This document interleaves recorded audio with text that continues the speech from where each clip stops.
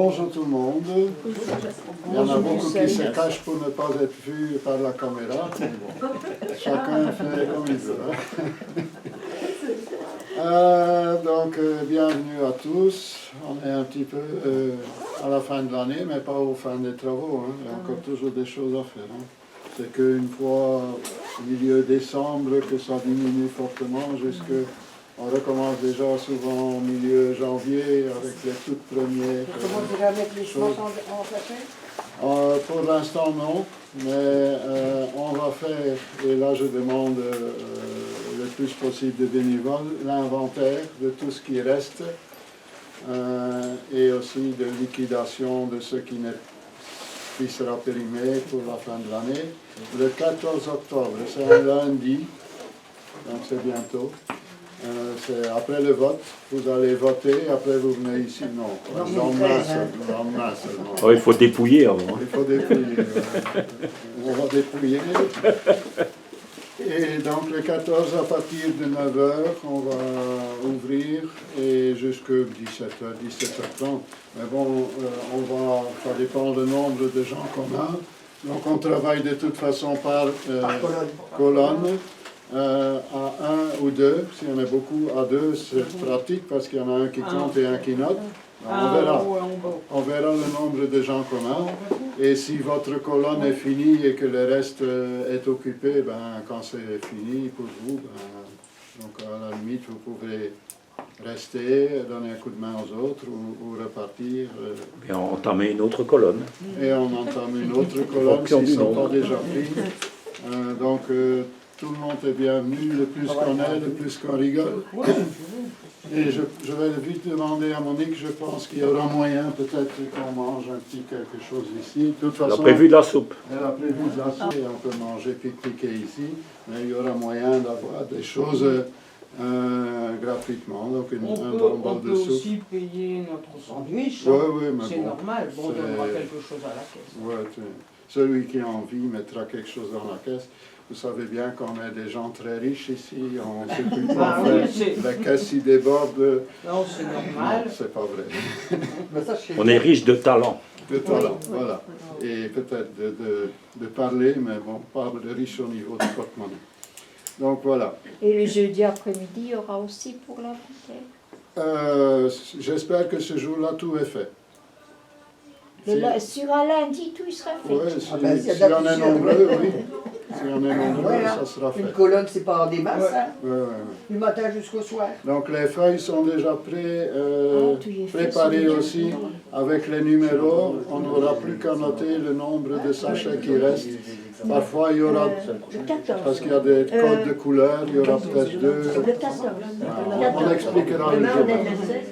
Ça nous garde des graines. Oui. À partir de 9h jusqu'à 17h, mais celui qui sait venir que 2-3 heures, ben, il sera toujours le bienvenu quand même. Hein. Celui qui sait venir toute la journée, tant mieux. Celui qui sait venir que le matin ou que l'après-midi, ben, vous serez le bienvenu. Mais il va y avoir assez d'échelles? Bon, il faut presque plus d'échelles. Hein.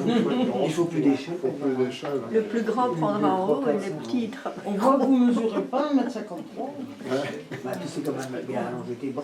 Soit tu feras le bas. Oui, voilà, donc pour l'inventaire, n'oubliez pas, vous êtes attendus et le bienvenu. On est sollicité. Voilà. Donc les réunions fleurs. On a prévu une réunion le 11, donc il y aura beaucoup ce week-end-là. Le 11 octobre. Donc c'est de 18h à 19h30. Donc c'est ici dans le local. Le 15 novembre également, donc de 18h à 19h30. Le 13 décembre, là c'est la petite fête de fin d'année. Ça consiste en quoi? Ce sont ceux qui sont habitués surtout à venir aux réunions de fleurs. Un nouveau venu, on ne va pas le jeter dehors, hein, mais en principe c'est pour ceux qui ont l'habitude d'assister. C'est sous forme aussi d'auberge espagnole. Donc tout le monde y ramène un petit quelque chose à manger ou à boire. Et on partage tous ensemble. Et c'est pour un petit peu avoir l'amitié qui continue, etc. Le 14 octobre. Donc ça sera aussi à partir de 18 h. Et là, on fera peut-être encore un petit peu de préparation pour commencer peut-être à 18h30, 19h. On verra bien le jour venu comment ça va s'organiser. Alors, il y a Monique qui vient de me demander si c'est possible qu'on ne va pas souvent ou trop souvent, ça c'est pour les habitués et pour le jeudi aussi surtout, trop souvent dans le local où elle est occupée. Parce qu'elle dit je suis occupée à taper un mail ou je suis occupée au téléphone. Elle est distraite. Et je suis toujours, beaucoup distraite et j'avance pas dans ce que j'ai envie de faire. Bonjour Annie, bonjour Annie. Donc voilà, et elle demande aussi que pour la cuisine, on évite d'aller dans la cuisine, parce que c'est vrai que ça fait un va-et-vient continu, tout le monde y passe, merci, c'est parfois embêtant. Donc le jeudi, il y a Yvette qui est là, ou il y a Françoise qui est là, donc si vous avez des choses à passer à laver ou quelque chose, vous déposez sur la table là-bas, plutôt que d'aller à la cuisine. Bon, moi ça ne me dérangeait pas. Maintenant, si ça peut s'arranger comme ça, tant mieux. Voilà, donc ça c'est les communications. Ouais, je fais aussi le week-end là du vote, il me semble. Je fais aussi place aux enfants. Mais bon, ça c'est organisé par la ville. Mais rien que pour vous renseigner. Donc il y aura certainement des groupes d'enfants qui vont passer aussi pour faire un tour au jardin. Non, c'est un samedi. Ah ouais. Donc ils visitent toutes sortes d'endroits, les pompiers, la police, peut-être un coiffeur, un fleuriste, etc. Et ça fait une paire de fois que j'avais déjà fait aussi, donc on va recevoir aussi les enfants. Mais bon, ça c'est pour moi, peut-être si Michel a envie, il peut venir, mais bon, c'est pas, faut pas vraiment des bénévoles pour ce jour-là. Voilà, donc maintenant on vient enfin d'avoir des prix pour les terreaux. La feuille officielle que vous avez l'habitude de faire, d'avoir, n'est pas encore faite. J'ai demandé à Monique d'en faire des provisoires, mais qui peuvent, pour ceux qui ne viennent pas régulièrement, ou même ceux qui viennent régulièrement, peuvent déjà être utilisés. La seule chose qui manque, c'est peut-être les colonnes. Peut-être vous tracez une petite ligne s'il faut, vous notez le nombre de sacs que vous espérez avoir et vous notez alors le total de prix au bout comme avant, quoi. Mais les feuilles officielles ne sont pas encore faites. Donc si ça vous intéresse, les feuilles seront disponibles ici. Il faut savoir bien sûr, comme partout, les prix c'est un peu évolué. Hein. Ouais, il n'y a qu'un truc qui a diminué. C'est les antilimaces. Bon. Je vais encore essayer de me renseigner vraiment si c'est au phéromone, parce qu'il marque dans les documents qu'il a envoyés que c'est bio. Mais bio, j'espère que c'est bien les antilimaces au phéromone. Donc voilà. Maintenant c'est un autre fournisseur, donc c'est une autre marque. C'est la marque DCM. Donc on a un petit peu changé aussi les commandes possibles. Donc ce n'est plus terreau universel, c'est plutôt terreau horticole. Avant on avait des sacs qui faisaient 50 litres. Ici ça sera 60 litres. Parce que chez lui il n'y a que moyen d'avoir 30 litres ou 60 litres. Mais quand on prend les 30 litres, ça vient un tiers plus cher quand on prend 2 sacs que d'acheter un sac de 60 litres. Je sais bien, parfois c'est un peu lourd, mais bon, il faudra essayer d'avoir un coup de main. Pour un homme, ça va. Une femme, moi j'ai un diable, je le mets sur le diable. Quand tu prends un sac de 6 mois, c'est 50 kilos. Oui, oui. On n'a pas de sac de 50 kilos de... C'est bien de le mettre sur le diable, mais si après tu dois le lever pour mettre dans ton corps. On a des retours des algues marines en poudre. J'y arrive. Je vois. J'aurais pas dû donner la feuille. Alors, on va laisser parler Ignace. Hein. Ouais. On a pris donc le terreau horticole. J'ai été voir dans le très grand magasin, je ne vais peut-être pas donner le nom comme ça, quoique c'est Famille Flora. Ah ouais, voilà. Le même, apparemment, c'est quand même 2 € ou 3 € plus cher le sac. Donc si vous achetez 5 sacs, vous gagnez quand même déjà presque 10 €. Le terreau balcon terrasse est un petit peu moins cher même. Donc le premier article c'est 15 €, mais c'est 60 litres. Il y en avait aussi sans tourbe. Sans tourbe. Ah oui. J'ai pas pris parce que j'ai eu l'écho par quelqu'un sur internet qui disait que c'était une catastrophe. Maintenant, je ne sais pas. Donc, j'ai pas osé me lancer dans celui-là. Voilà, je ne sais même pas s'il était moins cher, je crois pas. C'est à peu près En général, il est plus cher. Il est même plus cher. Ben, j'ai pas pris, j'ai peut-être tort, mais bon. Et disons qu'on est aussi plus ou moins tenu par la quantité pour avoir le prix qui est là. Certaines choses, on sait les avoir par pièce, d'autres, on sait les avoir que par palette. Mais alors, le prix, il change aussi. Donc, il y a aussi, ça c'est nouveau et peut-être intéressant, le terreau semi-bouturage. Hein, et qui est même moins cher que celui horticole. Oui, j'ai justement pris. Bon, maintenant, ça dépend, je ne sais pas, c'est beaucoup plus fin. Hein. Oui, oui. Donc, disons, dans les alvéoles, ça risque de glisser plus facilement au travers. Tandis que l'autre, s'il y a des fibres, ça reste plus compact mais si on travaille encore avec des barquettes ou des choses comme ça, peut-être que le semi-bouturage, bon, c'est un essai, on verra si ça plaît aux gens. Et voilà. Les algues marines, ici, on a granulés et on a en poudre. Donc pourquoi j'ai quand même rajouté les granulés? Parce que celui qui l'achète pour mettre dans sa pelouse, c'est plus facile parce que ça ne s'envole pas avec le vent quand on le jette. Pour les légumes, c'est mieux de l'avoir en poudre parce que comme ça, c'est absorbé déjà par la plante. Le plus que c'est fin, le mieux que c'est absorbé par les feuilles, déjà. En même temps, s'il y a un peu de pucerons, ça les élimine grandement et les chenilles n'aiment pas non plus. Donc ça aide aussi à lutter contre ces indésirables au niveau de la faune. Là, le prix, mais là, en poudre, je ne savais pas l'avoir à 40 kg. Ils n'ont que 20 kg. Donc, c'est 18 € pour 40 kg, 12 € pour donc, les granulés, et pour la poudre, c'est 12 € pour 20 kg. Je ne sais pas pourquoi que c'est plus cher, mais c'est 20 kg hein, aussi.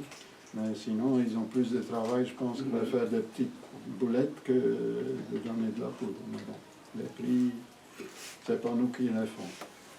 Engrais organique, et apparemment, en tout cas ce que j'ai vu quand j'ai été voir au magasin là-bas, je crois que c'est 6, 4, 12. Donc il y a plus de potasse, ce qui est fort intéressant. Il faut un petit peu d'azote, donc c'est le premier chiffre, c'est le 6. Donc ça c'est plus ou moins moyen. Phosphore, il faut un petit peu moins, donc 4. Et il me semble que c'est 12. C'est quand même intéressant, surtout pour le goût, la couleur des fruits et des légumes, par exemple tomates et tout ça. Je ne veux pas dire que les salades seront plus fluorescentes que ça, mais j'avais noté, je pense, c'est 6, 3, 12. 6, 3, 12. Voilà. Donc, il y aura ça. Alors, fumier, ici, c'est vache, poule et cheval. C'est une nouveauté, ça. C'est nouveau. D'habitude, c'était vache, poule. Maintenant, c'est vache, poule, cheval. Donc, mélangé, hein. C'est pas des différentes sortes. De toute hein. façon. Donc, 16 € pour 18 kg.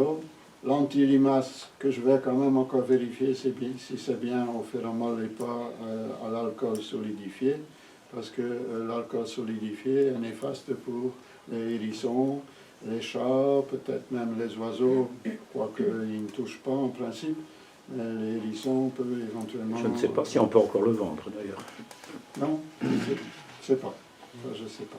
Il y a toujours du Métarex en vente, et le Métarex, c'est nocif pour tous les animaux, hein, pour les hérissons, pour les... Ouais, donc c'est mieux au féramol, c'est un produit tout à fait naturel, mais qui fait que la digestion de la limace est bloquée, donc elle ne sait plus s'alimenter, donc elle meurt. C'est triste pour elle. Bon, si elle bouffe nos plantes par la racine, c'est embêtant aussi.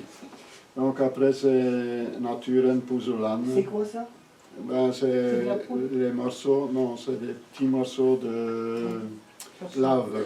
De lave. En poudre aussi. Donc on trouve ça en poudre aussi. Et c'est aussi pour les limaces, anti-limaces? Non, c'est surtout quand on fait des pots et tout ça, qu'on met dans le fond, au lieu de l'agex, donc les petites boules là de...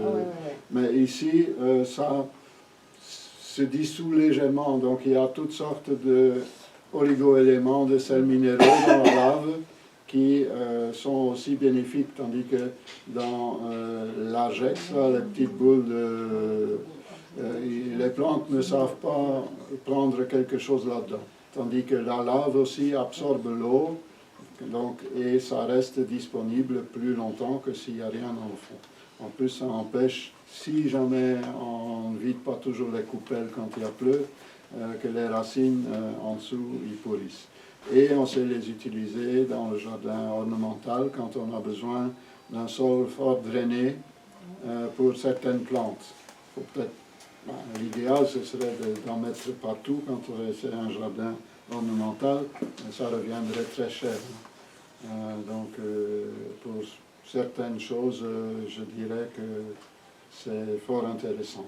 Sinon, il faut commencer par acheter des big bacs, là, comme ils disent, des mètres cubes. C'est bien Francis Peters, c'est ça qu'il a fait dans son jardin, et comme ça, il est tranquille pour tout. Mais bon, il y a peut-être plus les moyens que la plupart d'entre nous. Voilà, donc ce qui est nouveau aussi, c'est l'endroit qu'on va les chercher. Parce que, pourquoi? Je connais bien la ferme Nice. Moi aussi. Parfois Guy il venait souvent auparavant, il n'est pas là, non?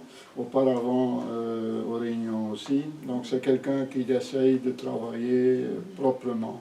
C'est pas bio, mais c'est fait proprement. Belle ferme, belle petite ferme. Ouais, très très très minuscule au niveau de tout ce qu'il fait. Minutieux. C'est bien fleuri, c'est net, il n'y a pas une paille qui traîne, c'est vrai. C'est vraiment quelqu'un d'exceptionnel à ce niveau-là. Le jardin n'est pas nickel, hein. C'est un jardin aussi où ce que le cruau, il peut vivre un peu. Je ne veux pas dire que c'est envahi, mais bon. Donc j'ai demandé si c'était possible. Chez lui aussi, c'est une grande cour carrée en tarmac, donc il y a moyen de rentrer avec les voitures. Parce qu'avant, on savait que l'autre fournisseur il était réglo, il venait le vendredi et nous on distribuait le samedi, mais là-bas c'est quand même un peu à la disposition un peu de tout le monde. Et on était toujours content quand on arrivait le samedi matin que tout était encore là. Je suis occupé de l'expliquer, t'écoutes pas. Donc on a peur que ça doit traîner trop longtemps dans la cour de la ferme Saint-Acaire. Si jamais ils viennent livrer le lundi et la distribution c'est le samedi, bon, il y a beaucoup de gens qui passent là, ça pourrait, certaines choses pourraient, ça n'est jamais encore, je pense pas que c'est déjà arrivé, mais je dis là, le laps de temps était court, hein, c'était qu'une nuit. Maintenant, s'il y en a qui voient ça et que ça traîne là pendant tout un temps, ça peut être risqué. Donc, c'est pas beaucoup plus loin, c'est à Moucron. Là, c'est pas marqué Moucron, mais c'est Moucron. Hein. Donc, ferme Nice, chaussée d'Albec, 336 à Moucron. Et uniquement le samedi 30 novembre, c'est un peu plus tard parce que les commandes pourront être faites qu'à partir de maintenant. Donc, il faut quand même le temps que les gens y se retournent et qu'ils voient ce qu'ils peuvent éventuellement commander. On peut commander par Internet, mais la commande sera tenue en compte que quand le paiement sera effectué. Donc vous versez alors le numéro de compte est sur la feuille aussi. Voilà. Et bien sûr, votre nom, votre prénom, votre adresse, éventuellement votre numéro de téléphone, parce qu'il y en a parfois l'un ou l'autre qui oublie. Essayez de ne pas oublier. parce qu'on ne peut pas stocker ça là pendant une semaine. Hein. C'est déjà bien qu'ils nous accueillent comme ça. En même temps, vous pouvez faire un tout petit tour sur un tout petit endroit où ils vont un petit peu, et surtout spécialisé dans les pommes de terre. Hein, Les légumes aussi. Légumes, Ouais, légumes, un peu de oignons, légumes. Poireaux, carottes. Parfois carottes. L'année passée, il n'avait pas réussi parce qu'il n'emploie pas non plus les pesticides et tout ça, comme beaucoup.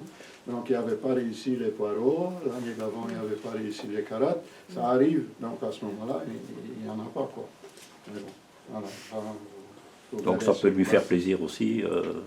Voilà, si vous avez besoin de quelques légumes, ben voilà. Vous Ouais, pouvez en même temps, en plus, ça acheter, fera connaître un peu le lieu, quoi, Ouais. hein.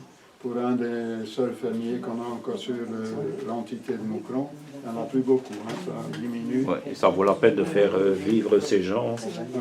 Il n'y a pas d'intermédiaire et voilà, c'est le fruit de leur travail. Et il a des pommes de terre durant toute l'année. Hein. Donc il a une installation avec une soufflerie. Donc c'est interdit maintenant, c'est interdit de poudrer. Avant, ben, on mettait de la poudre, ça ne germait pas. Donc maintenant, ça risque de germer. La seule chose qu'il faut faire, mais bon, logiquement, c'est partout. Hein. Donc, ceux qui vendent dans les magasins aussi ne peuvent plus avoir de poudrage. Donc ce qui arrive, c'est que ça germe parfois. Donc la chose qu'il faut faire, c'est prendre 10 minutes de son temps et quand ça commence à germer, les tirer le plus vite possible en bas. Et après, tu auras de retour 15 jours, 3 semaines avant que ça repousse en principe. Le plus que c'est au froid, le mieux que c'est. Et surtout dans le noir. Si vous conservez des pommes de terre, pour manger, c'est dans le noir. Si c'est pour faire des plants, c'est à la lumière. Donc c'est deux façons différentes de conserver ces pommes de terre. Mais ça, je vais peut-être en revenir tout à l'heure pour les plants de pommes de terre qu'on fait soi-même, éventuellement. Voilà, je pense que... Et la commande, c'est pour quelle date? La commande, ça sera au plus tard le jeudi qui suit la réunion du mois prochain. Je crois que c'est le 7. Je ne suis pas trop sûr, mais je pense que c'est le 7 novembre, c'est quelque chose comme Oui, ça. le 7 novembre. 7 novembre. Voilà. Dernier délai. Dernier délai. Ah ben c'est marqué quand même, le 7 novembre, dernier délai. S'il vous plaît? La livraison, c'est Le 30. Entre 9h30 et 11h30. Et on demande quand même d'être plus ou moins correct dans surtout les 11h30, parce qu'on est tous des bénévoles aussi. Après, on a encore un petit peu de rangement à faire, parfois ramener des choses ici et tout ça, qu'on peut aller manger aussi, quoi. Avant, on faisait aussi l'après-midi, mais il y avait 2-3 personnes qui venaient l'après-midi, et souvent qui savaient venir le matin, s'il fallait. Et ça nous bloquait là-bas sur place, il fallait un pique-nique. Quand il fait beau, c'est pas encore trop grave, mais quand il fait froid, qu'il pleut, c'est plus embêtant. Voilà. Donc si l'un ou l'autre a le temps, il peut venir donner un coup de main aussi pour aider à charger. Ceux qui n'ont plus trop les moyens de soulever, porter, bon, en principe on est déjà 2-3. Mais un coup de main, c'est toujours bienvenu.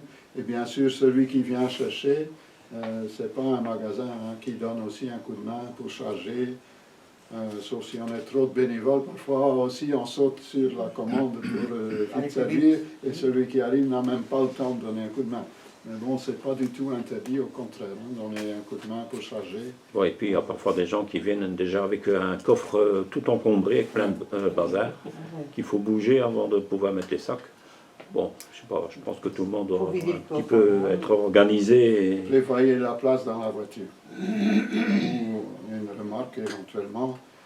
S'il faut vraiment beaucoup. S'il ne faut pas de remorque, c'est mieux, hein, parce que là-bas, pour tourner après avec votre remorque, vous allez être quand même un peu embêté. Il y a de la place pour faire le métro. Oui, s'il n'y a pas trop de voitures qui attendent. Voilà, oui.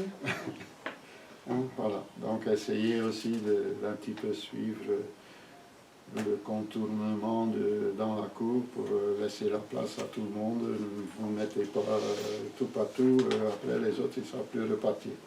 Donc c'est le bon sens qui doit être l'actualité. Donc je mets les feuilles là, j'en garde une pour moi quand même. Voilà. Donc après la réunion, si ça vous dit, vous pouvez venir chercher une feuille. S'il n'y en a plus, on demande à Monique, elle va vite faire encore une paire de copies. Bon, on va enfin commencer au cours. Donc ça vient un peu la fin des semis pour la saison. Il y a encore quelque chose, quelques petits trucs qu'on peut quand même faire, essayer. Ce qui n'est pas du tout la fin, c'est les fèves, donc c'est le début plutôt, même fin du mois. Donc planter des fèves pour en avoir tôt l'année prochaine. Disons que ça résiste à peu près à -10, donc c'est rare. En tout cas par ici, peut-être chez toi, que ça dépasse parfois plus souvent qu'ici. C'est rare que Microclimat chez moi. Ah, ça va. 4,5. Tu mets ton poêle à bois dehors. Donc, -10, donc c'est déjà pas mal. Hein. Et parfois, quand il gèle un petit peu, c'est le bout des feuilles, et après ça reprend quand même, donc c'est pas très grave. C'est un très bon engrais vert. C'est surtout quand on le met tôt, pour en avoir plus tôt que ceux qu'on pourrait planter au printemps. Et surtout, si on les a tôt, on pourrait avoir des pucerons noirs qui viennent dessus, ce qui va attirer les coccinelles qui ont survécu de l'hiver, qui vont se dire « Ah, chouette, c'est le restaurant ici, on va pondre des œufs et on va se reproduire parce qu'il y a à manger. » Donc, et à ce moment-là, par après, les larves et les coccinelles seront dans votre jardin pour éventuellement aider d'autres plantes qui pourraient attraper des pucerons un peu plus tard sur l'année. Donc c'est surtout ça l'idée. Voilà, donc c'est intéressant. Maintenant, il y a plusieurs variétés. Regardez quand même un peu la hauteur et vos dispositions. Il y en a, moi j'en avais mis l'année passée, mais j'étais très content. Hein, à longue pôde ou quelque chose comme ça qui s'appelle. Mais il venait à peu près 2 mètres de haut. Moi j'ai mis une paire de piquets, j'ai mis une paire de bambous et je les ai attachés à fur et à mesure, un petit peu quand ils montaient. Mais disons que ça peut faire une très bonne barrière en cas qu'on a trop de soleil. Parce que quand on a des calicules, beaucoup de plantes souffrent. Donc, si vous mettez qu'une rangée, la lumière passe quand même relativement bien en travers et donne quand même un ombrage à peu près sur la moitié, parce que le soleil en était fort haut, sur la moitié de la hauteur. Donc, sur 50 cm à 1 mètre, on a un mi-ombre. Donc, ça peut être intéressant aussi pour ça. Ici, maintenant, je les ai coupés à ras du sol, parce qu'on n'arrache pas. Pour que les racines restent dans le sol et soient digérées par les bactéries, par les vers, par toutes sortes de choses qui rendent votre sol beaucoup mieux perméable. Donc il laisse passer l'air et l'eau plus facilement. Ça devient une éponge. Sachez que ça fait quand même des racines qui sont fines, on ne les voit pas nécessairement, mais qui vont très profondément. Donc c'est la famille des légumineuses, donc des petits pois, des haricots, donc ils captent l'azote dans l'air. Il faut savoir que 95% de ce que la plante a besoin, elle l'a au-dessus du sol, par le soleil, par l'azote qui est dans l'air, malheureusement aussi par les polluants. Mais ça, on y peut, quand on se met tous ensemble à dire on polluera le moins possible, mais ça, à notre échelle, on peut chacun y participer, mais qu'il y a un avion qui passe au-dessus et qui en passe des dizaines par heure, et qui met quand même des gaz d'échappement, bon, ça, on n'y peut rien. C'est comme ça, mais si on peut chacun de son coin un petit peu éviter de polluer, les plantes ils seront moins polluées aussi, et nous en même temps. Donc nous, on respire tout ça aussi. Hein. Voilà. Donc 95% est pris au-dessus du sol et 5% dans le sol. Les sels minéraux, beaucoup l'eau, hein, surtout quand c'est une période plus sèche, est puisée dans le sol. et d'autres éléments comme la potasse et tout ça épuisés dans le sol. Donc les 5% sont quand même importants et nécessaires. Je sais bien maintenant, de plus en plus, les industries de nourriture travaillent que avec de l'eau et ils mettent alors les éléments dans l'eau. Bon, les plantes n'ont plus un rayon de soleil et tout ça. C'est à se demander quand même si la qualité est au rendez-vous. Peut-être que le goût est au rendez-vous. Ils ont moins de problèmes de pucerons et tout ce qui s'ensuit, de limaces. Donc ils mettent peut-être moins de produits chimiques, etc. Ça, c'est des avantages.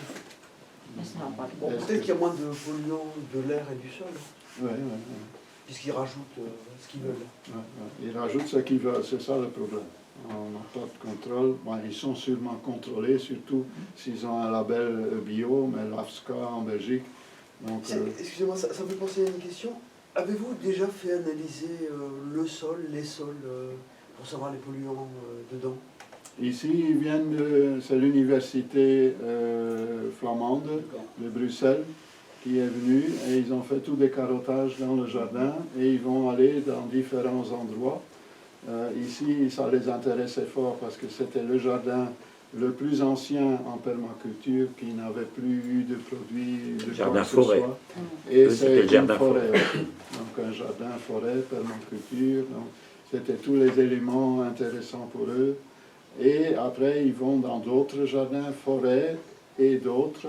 Ils vont faire des carottages aussi et comparer. Et après, on aura logiquement le résultat de ça, mais je ne sais pas quand. Et est-ce que les gens de France peuvent bénéficier de cette analyse? Ben, cette analyse-là, c'est une On n'a rien demandé en fait. Nous, on n'a pas demandé, c'est eux qui nous ont demandé s'ils pouvaient venir. Et nous, on a sauté en l'air, on a dit youpi, oui, venez. Alors, ça nous intéresse bien sûr. Enfin, leur but, c'est en fait comparer ce jardins qu'il y a de forêts. vivant dans un jardin forêt par rapport à un jardin classique. Donc ils vont faire des prélèvements ailleurs et ils vont comparer et voir ce qu'il y a en plus dans un jardin forêt. Et apparemment, ils soupçonnent que dans un jardin forêt, il y a des mécanismes qui se mettent en place pour protéger les végétations l'une l'autre. Mais ça, ils doivent le prouver. Donc c'est ça qu'ils cherchent. Donc c'est des gens qui font un doctorat. Donc c'est dans le cadre de leurs études, supervisés par un professeur, etc. Donc c'est quand même quelque chose, à mon avis, très intéressant. Maintenant en France, peut-être bien que l'INRA et tout ça, mais je ne sais pas. Sur l'île, il y a eu une étude sur plusieurs jardins. Ouais. Le résultat n'était pas très enthousiasmant. Ah ouais. Les friches, les gravats, Ouais. et les pollutions étaient diverses et variées selon les jardins.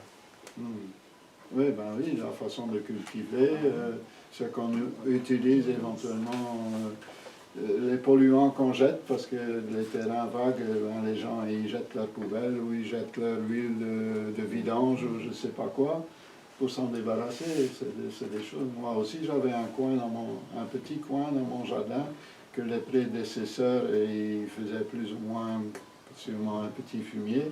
Mais ils doivent avoir été versés aussi des trucs. Et ce petit coin-là, pendant les premières années, il n'y avait rien qui poussait. Mais bon, ça c'était 1 ou 2 mètres carrés de tout le jardin. Heureusement qu'ils n'en ont pas foutu partout. Bon, de temps en Et temps. c'est pas une question, comment dire, sympathique, parce que si votre sol est pollué, et il y a un fort risque dans toutes ces régions industrielles que ce soit pollué, qu'est-ce qu'on fait après? Je pense que combiner les arbres avec les légumes, c'est très intéressant. Disons que aussi, heureusement, que la nature dégrade beaucoup de polluants. Ça dure parfois un certain temps. Mais sinon, le long des bords des routes qu'on fréquente, il n'y aurait plus une herbe. Donc, c'est recycler naturellement. C'est mieux qu'il n'y en a pas, bien sûr. Mais c'est quand même recyclé naturellement, sinon la terre elle serait déjà morte. Hein. c'est pas pour ça qu'il faut dire oui, vas-y, on peut y aller. Non, le moins possible, bien sûr. Et il y a des plantes aussi plus susceptibles d'absorber. Hein, par exemple, les épinards, même les carottes, ils prennent beaucoup plus. Et aussi les champignons. Et les champignons, c'est ils prennent beaucoup plus ces polluants, ils les gardent, ils les stockent plus ou moins. Mais c'est aussi eux qui les recyclent. Mais à ce moment-là, si on a un sol pollué, il faut peut-être en semer, mais pas pour les manger, mais pour dépolluer le sol. Et même en les recyclant sur place, ça marche. Hein. On n'est pas obligé de tirer et d'aller porter à l'incinérateur ou brûler. Normalement, ça se recycle comme ça. Même on dit souvent les plures d'oranges et de bananes sont souvent aussi avec des produits. Du moment que c'est recyclé en contact avec l'air, donc si on n'enterre pas, si on ne met pas dans le fond de son tas de compost qu'on commence à faire, qu'on fait un tas de compost, mettez-les plutôt à la surface et au fur et à mesure, ça se dépollue fortement. Donc tout ce qui a, c'est mieux si on est puriste, il faut peut-être mieux quand même pas mettre ces plures-là et tout ça. Mais c'est pas dramatique. Il faut quand même en faire quelque chose. Et aller les porter à l'incinérateur, c'est aussi polluer l'air, etc. Malheureusement, on doit faire avec l'état actuel des choses, mais on sait que acheter des produits bio, les oranges bio, ils conserveront moins longtemps, les citrons bio, ils conserveront moins longtemps, et au moins on ne pollue pas son jardin non plus, et son terrain, etc. C'est la mentalité et la façon de faire de tout le monde qu'il faut changer, et ça va mettre des dizaines, voire des cinquantaines ou centaines d'années. Ça évolue vite maintenant, en apparence. Maintenant, il y a beaucoup de choses de vices cachés aussi. On dit que c'est bio et que ce ne l'est pas, etc. C'est pas toujours très sérieux. Essayez aussi de consommer local, bien sûr, que ça ne doit pas passer par un avion pour venir jusqu'ici, de saison, etc. Mais tout ça, maintenant, on en parle. Il y a 5 ans, 10 ans, on n'entendait pas parler de tout ça. Hein. Donc c'est quand même fort important. Et on dirait que, bon, moi, mon petit ménage de 2 personnes, de 4 personnes, de 6 personnes, ça ne va pas faire grand-chose. Mais oui, mais si tout le monde dit ça, on est des millions. Hein. Donc si sur les à peu près 10 millions qu'on est en Belgique, il y a 1 million de personnes qui le font, ça fait 1 sur 10. Ou qui font attention, ça fait beaucoup. Chacun sa petite pierre. Oui, il faut communiquer là-dessus. Hein, parce que il faut communiquer. C'est en parlant, c'est une bonne arme, en fait. En dénonçant et en parlant. Alors, excusez-moi, c'est pas les légumes, mais à Lille, il y a des friches qui ont été données à une association de tinctoriales, les plantes tinctoriales. Parce que dans ces friches industrielles polluées, finalement, les plantes tinctoriales qui donnent des couleurs pour les vêtements, etc., ça passe mieux que la consommation des légumes. Et donc, l'association bénéficie de terrain grâce à ça. C'est peut-être mieux de dépolluer carrément la terre, mais ça coûte trop cher. Hein, c'est ça le problème. C'est toujours les sous. Mais disons que par après, quand c'est une teinture de tissu, etc., ça vient dans la machine à laver, ça part dans l'égout, qui part dans les rivières et qui part à la mer. Donc, c'est mieux que rien. Et vous en parlez. C'est mieux que rien. Mais bon, et aussi, énormément de tissus et tout ça qui sont faits avec des microfibres. Hein. Ça, c'est aussi un des très gros problèmes pour l'océan, pour les rivières, pour tout. Ce sont des microfibres de plastique. Hein. On les voit que au microscope, à la limite. Hein. Mais les poissons les avalent, les plantes les avalent. Et ça... Et nous, on mange le poisson. Et on augmente le prix du poisson parce qu'il pourrit moins vite. Non, ça c'est une blague. Mais bon, c'est toutes des choses qu'on doit faire attention. Par exemple, et on n'y pense pas, dans les dentifrices, il y a beaucoup de plastique. Hein. On ne l'avale pas, c'est sûr. Ben, logiquement, on ne l'avale pas, une partie quand même. Mais on le recrache dans le lavabo et ça part. Bon, ton petit machin de dentifrice de jour, c'est pas grand-chose. Mais sur 10 millions de personnes, ça fait énorme. Hein. Ça fait des centaines de kilos. Même les œufs, c'est à la mode d'avoir des poules dans son jardin. Bah, même les œufs, de ce que mangent les poules, sont contaminés. Tout est contaminé. Mais, donc on doit faire attention. Et chacun apporter sa petite pierre à l'édifice et espérer qu'on s'en sorte. Voilà. Puis la nature n'est pas figée. Hein. On peut penser que la nature, elle est faite comme ça et il faut la respecter. En fait, la nature évolue aussi. Elle essaie de s'adapter. Et alors, le danger, c'est qu'au plus qu'on pollue, on pense qu'on va abîmer la nature. C'est vrai. Mais nous, on fait partie de la nature aussi. Et on risque de mourir bien avant la nature. Hein. C'est nous qui allons payer des pots cassés. Nous, on est un peu les maillons faibles, hein, quand même, dans l'histoire. On fait une concentration de pollution. Enfin, c'était pas du tout prévu de parler de tout ça, mais c'est très intéressant. Je suis content qu'on en a parlé comme ça.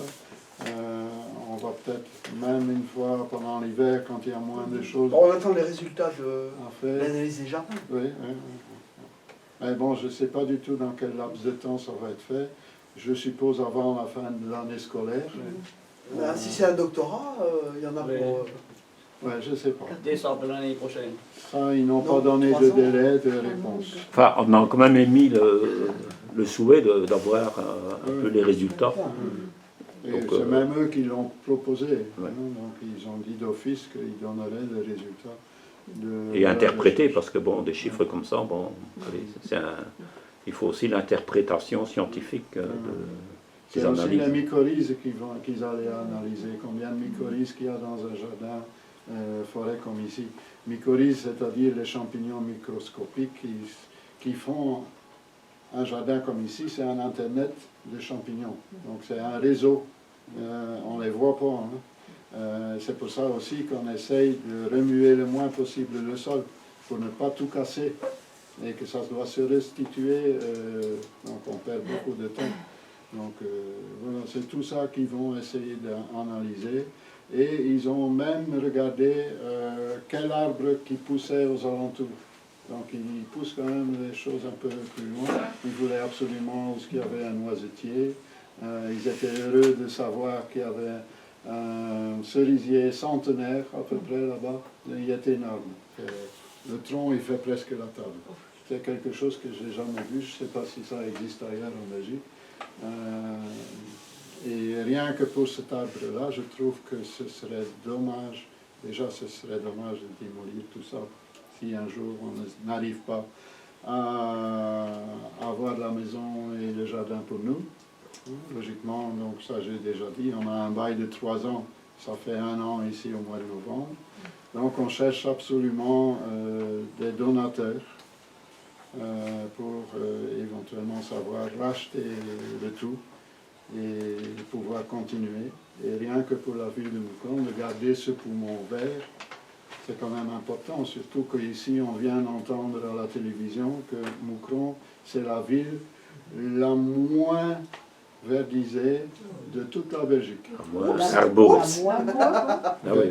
Qui a moins de verdure. La plus moche, ouais.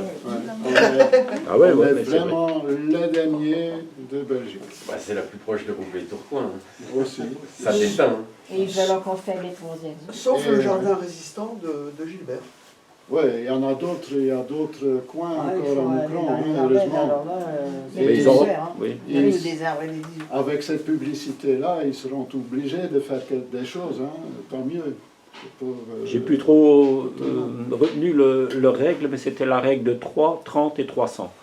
3, c'était lorsqu'on ouvrait la fenêtre, qu'on voyait au moins 3 arbres. 30, je ne sais plus, c'est... quartier peut-être. Ouais, c'était peut-être, je sais pas, accéder à un coin de verdure, je ne sais pas. Et 300, c'était le lieu la distance maximale pour atteindre un coin vert dans la ville. Et ça, dans certains quartiers à Moucron, il n'y a plus tout ça. Donc on est vraiment en bas du classement. Oui, ils veulent faire les 3 exos, tout supprimer et tout ce coin. Donc, et maintenant, il y a eu le débat là, parce que c'est les élections bientôt, dans une bonne semaine, je pense. Il y a eu le débat là de différents partis, bien sûr, maintenant tout le monde.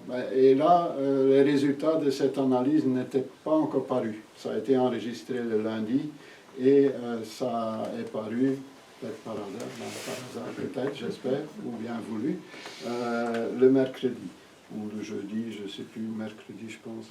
Donc, mais déjà, tout le monde essayait d'avoir des votes en disant qu'il fallait quand même faire attention, etc. On verra. Qui vivra, verra, peut-être.